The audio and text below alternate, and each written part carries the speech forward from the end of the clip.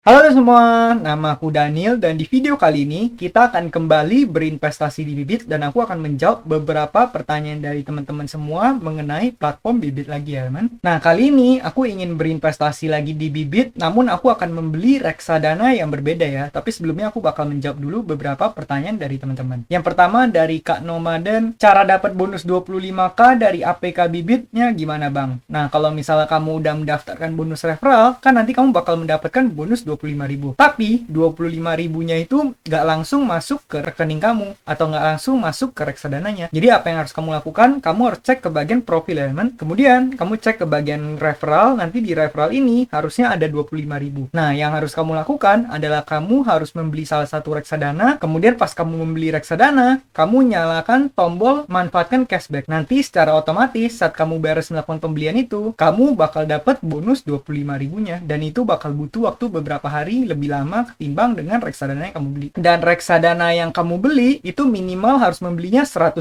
ya kalau nggak salah baru bisa menyalakan bonus cashbacknya. Nah jadi gitu ya cara manfaatin bonus 25k. Nah tapi kalau maksud kamu adalah 25k yang dari promo, kamu boleh cek di kalau nggak salah satu video sebelum ini ya men. Di sana aku membahas tentang gimana sih cara kita mendapatkan bonus 25k dari promo yang ada di Bibit. Nah dalam kamu pengen manfaatin promo, pastikan kamu ikuti dulu semua syarat ketentuannya. Kalau bisa kamu nontonin video dari awal sampai akhir supaya kamu nggak miss satupun poin, karena kalau misal kamu miss satu poin pun itu bisa kamu gagal mendapatkan promonya ya men.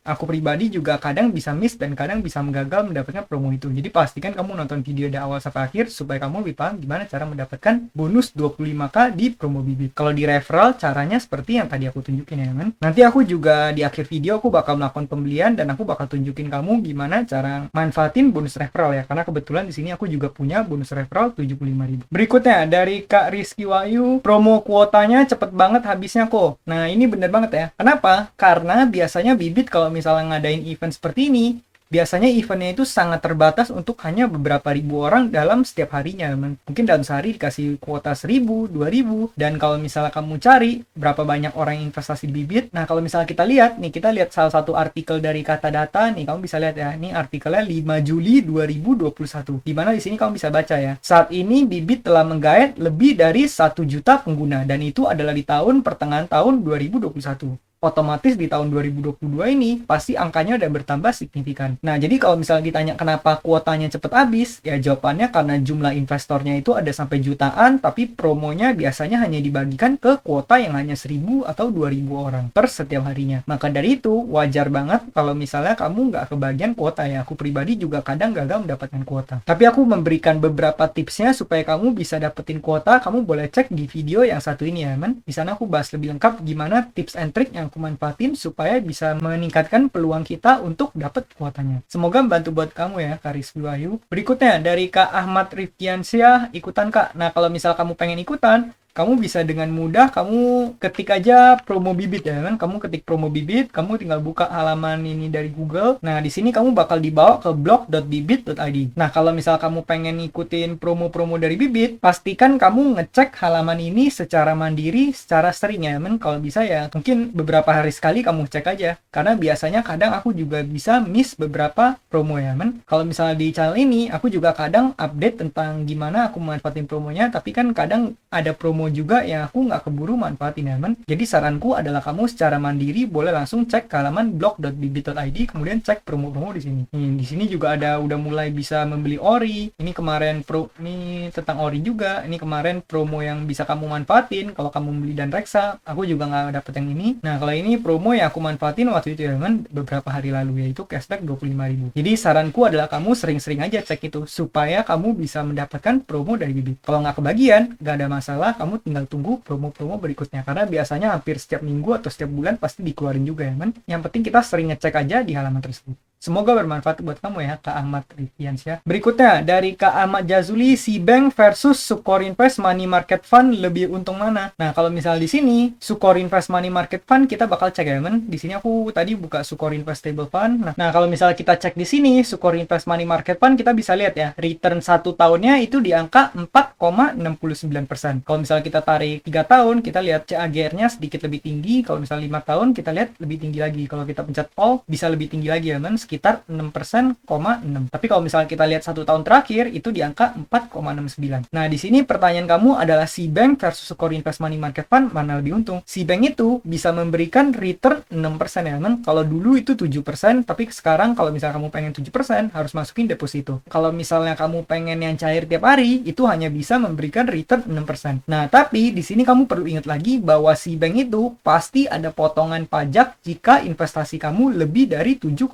juta. Jadi kalau misalnya kamu masuk lebih dari 7,5 juta, otomatis kamu bakal dikenakan potongan pajak 20%. Nah, 20% dari 6% itu adalah 1/5-nya, yaitu 1,2%. Yang artinya, net return yang bisa kamu dapatkan dari investasi di Cbank atau naruh uang di Cbank itu hanya sekitar 4,8%. Dan kalau misal kamu bandingin di sini, ini 4,69 sama bandingannya adalah 4,8% dari Cbank. Jadi menurut aku pribadi sebenarnya nggak gitu beda jauh ya, man. Nggak gitu beda signifikan. Dan itu pun kita nggak tahu ya, kalau misal ke depan nanti Sukor Invest Money Market Fund bisa tiba-tiba naik lagi. Kayak tadi kamu lihat kalau misal 3 tahun kan CAGR bisa naik. Dan kita juga perlu pertimbangin bisa aja Cbank nanti turunin bunganya lagi, karena seperti yang kamu ketahui sekarang lagi masa-masa honeymoon, nanti perlahan mereka pasti mulai perlahan-lahan turunin juga bunganya ya, man. Jadi kalau misal kamu tanya Cbank sama Sukor Invest Money Market Fund lebih untung mana, untuk saat ini lebih untung Cbank sedikit ya, man. Tapi ini rentan banget untuk berubah, bisa aja bulan depan angkanya udah berubah lagi. Nah, kalau misalnya kamu pengen cari beberapa alternatif, kamu juga bisa menggunakan Sukor Invest Stable Fund. Ini juga sama dari Sukor Invest, cuma bedanya ini digunakan untuk membeli obligasi korporasi ya, men. Tapi kalau misal kamu lihat sifatnya itu sama seperti pasar uang. Nah, tapi dari segi profil resiko otomatis Sukor Invest Stable Fund pastinya lebih tinggi karena di sini digunakan untuk membeli obligasi korporasi. Sedangkan kalau misalnya Sukor Invest Money Market Fund pasti digunakan untuk membeli produk deposito yang jatuh temponya biasa kurang dari 1 tahun ya, men. Jadi kalau misalnya secara profil resiko otomatis ini profil resikonya lebih rendah lagi. Nah, kalau misal kamu pengen melakukan diversifikasi itu boleh juga ya. Misal kamu punya dana 100 juta, mungkin sebagian taruh di Cbank, sebagian taruh Sukor Invest Money Market Fund, sebagian taruh Sukor Invest Stable Fund, itu juga boleh tergantung dengan strategi investasi kamu ya. Semoga membantu buat kamu ya, Kak Ahmad Jazuli. Semangat terus buat investasinya. Oke, sekarang kita bakal kembali berinvestasi di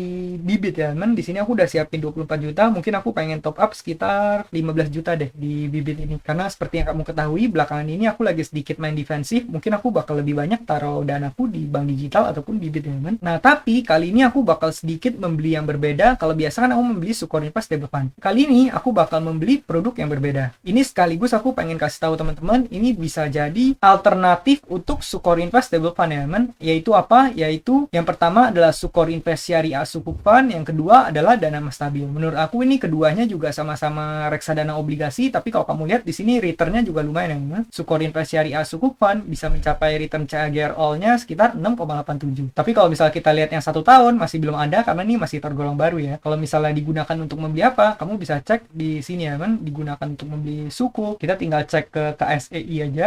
Nih, ini tipenya adalah surat berharga syariah negara. Jadi kamu juga bisa membeli produk ini ya, kan. Ini juga ada yang issuernya dari perusahaan, ada yang issuernya jadi pemerintah Republik Indonesia. Jadi ini sepertinya gabungan antara reksadana obligasi dan reksadana korporasi juga ya, kan. Jadi ini sepertinya gabungan antara obligasi pemerintah dan juga obligasi korporat ya, kan. Kalau misal kamu lihat di sini, ada yang sukuk, ada yang obligasi korporat. Nah, jadi kalau misal kamu mencari alternatif, kamu juga bisa menggunakan yang ini ya, man. Tapi ini bukan saran investasi, aku tetap rekomendasikan kamu tetap melakukan riset secara matang terlebih dahulu. Nah, yang kedua adalah dana mas stabil. Ini dana mas stabil juga lumayan terkenal, kamu juga bisa pakai ini. CAGR-nya bisa sampai 5,35 sekian persen ya, man. Dan ini kebanyakan juga digunakan untuk membeli obligasi korporat. Tapi ini track recordnya udah panjang banget ya, udah bahkan lebih dari 10 tahun nih kamu bisa lihat ya, man. Cuma kelemahannya di sini adalah kamu investasinya nggak boleh kurang dari 3 bulan, karena kalau kamu belum 3 bulan kamu tarik keluar, yang ada kamu malah kena biaya potongan yaitu 0,5% fee-nya karena kamu keluar sebelum 3 bulan. Jadi ini kurang fleksibel ya, men. Kalau misalnya kamu pengen buat jangka panjang, menurut aku boleh. Kelemahan kedua, minimum pembeliannya yaitu lumayan besar, 10 juta dibandingkan dengan kalau misalnya kamu beli Sukor Invest Stable Fund itu minimal 100.000 kamu udah bisa beli. Sukor Invest Syariah Sukuk Fund ini juga 100.000 udah bisa beli. Jadi gitu ya, men. Dan di sini juga expense ratio-nya belum kelihatan. Kalau di sini Sukor Invest Stable Fund expense ratio rasionya 1,25% dibandingkan dengan dana emas stabil lebih tinggi ya teman, 2,67. Ya artinya Sukor Investable Fund ini lebih efektif dalam mengatur expense rasionya. Lebih efisien ya teman, secara reksadana otomatis yang expense rasionya lebih rendah itu bakal bagus. Oke, jadi mungkin aku bakal membeli Sukor Invest Syariah Sukuk Fund aja di sini. Bank penampungnya seperti biasa BCA, ini juga udah sesuai dengan bankku. Menurut aku nih juga oke buat dijadikan diversifikasi ya. Ya udah, gimana cara melakukan pembeliannya? Seperti biasa kita tinggal ke bagian bawah, kemudian kita pencet reksadana obligasi. Di sini aku langsung bakal pilih Sukor Invest Syariah Sukuk Fund ya, teman.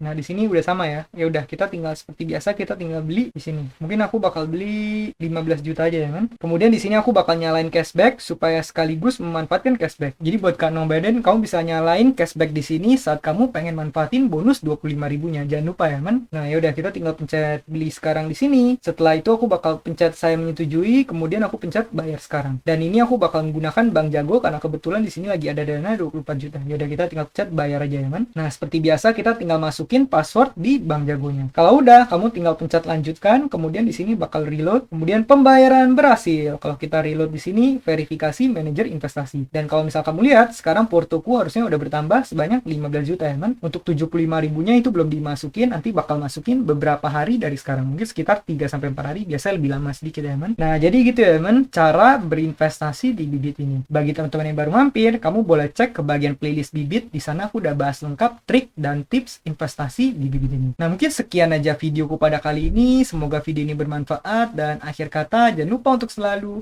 invest in yourself. Sampai jumpa di video berikutnya. Bye.